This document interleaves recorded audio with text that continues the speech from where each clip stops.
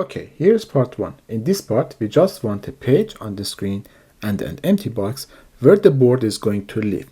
Nothing fancy. So first, let's go and create our project. I will use iTerm in my machine. You can use this one, or you can use Terminal on the Mac, or go to Explorer or Command Prompt in the Windows, and we just want to create a folder. So I would go to my folders and then create a folder. Let's call this one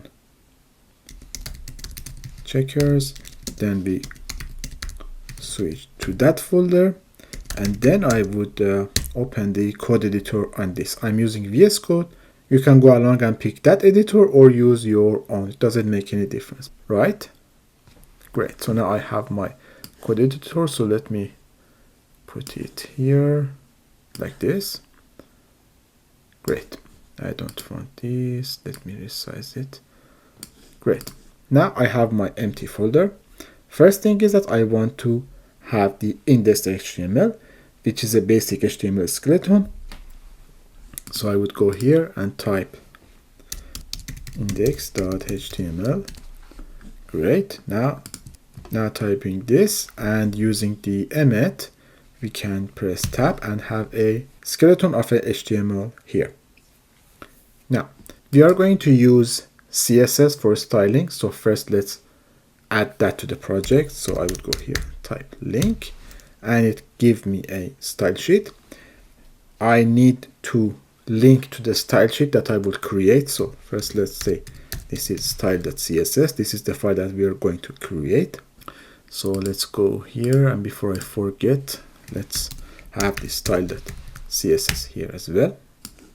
Then go back to the index. Here in the body, let's first of all have a heading and type checkers here. This is the heading of the page. Also, let's have a tagline that will be used later on for more information about the game or anything that you want. Just a tagline. Here we would say step 1, so that we know where we stand. We here say we start with nothing but a box, right? Great. And then we are going to have a board. Now using the emmet, you can type like this .board, and it would convert to a div with the class of board when you press the tab like this. Okay, now we have the skeleton. Let's go and write some CSS for this and see how it will look. So let's go to our style, and let me put it here side by side with my index so that I know what classes I use, and then I can press Command B or Control B, I suppose, on Windows machines to remove this panel here, so I have more room. Now in the styles, first I want the page to be dark, so I set the background of the body to a dark gray. So I would go here and say body, then background color. You can type it like this, and let's give it some number. Also, I want to have some font that will be unique across the app. So I would go and say this font. You can use this or any font that you like. Then I would define a base color. Let's say this is this color. Let's remove the margins from the page as well, and have some padding of 40 pixels to have some space from the borders of the page. And let's put everything in the center. And basically I don't need these, so I can remove them. So these two fonts are enough for us. Now let's go here, and then using the go live, we can have a local server to see our HTML. And here's our HTML. Great. Let me resize this to fit the window. Great. So let's go back here and have some styles for the H1 and then the P. Okay, for the H1 we can have let's say the margin is 0, so removing every margin from the h1, and then have a set margin on the bottom, so there is a defined space between these two. So let's say 6 pixels. Great. Now it's much better. Also for the this tagline, which is the P, let me have the class tagline here for this one, so I can reference it. And by the way, we are going to use the class for styling and the ID for JavaScript to be able to grab the element.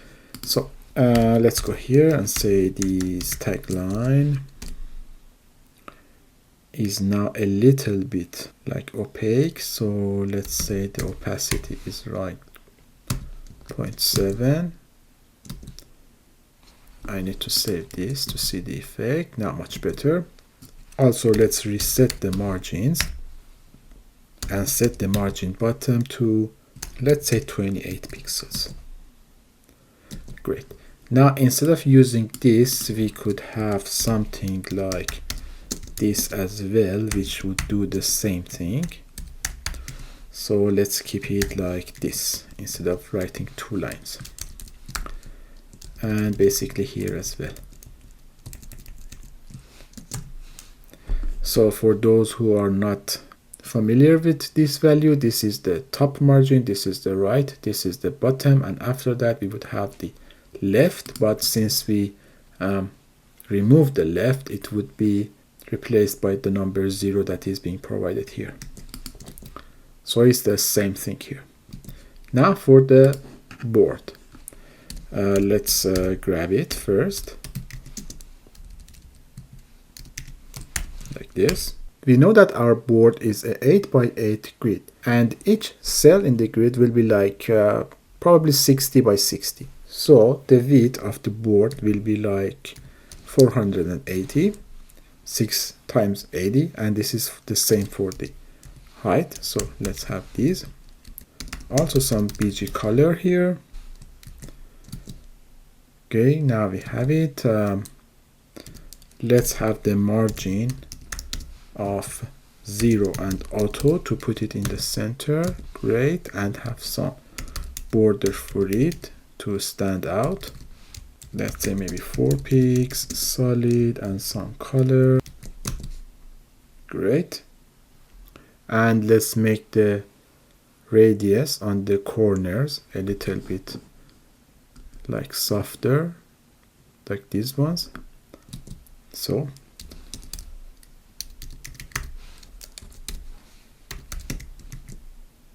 and yeah, we have it here. So we confirm 3 things here. The HTML loads, CSS is linked, and our div is in the page. It's a tiny win, but we needed it.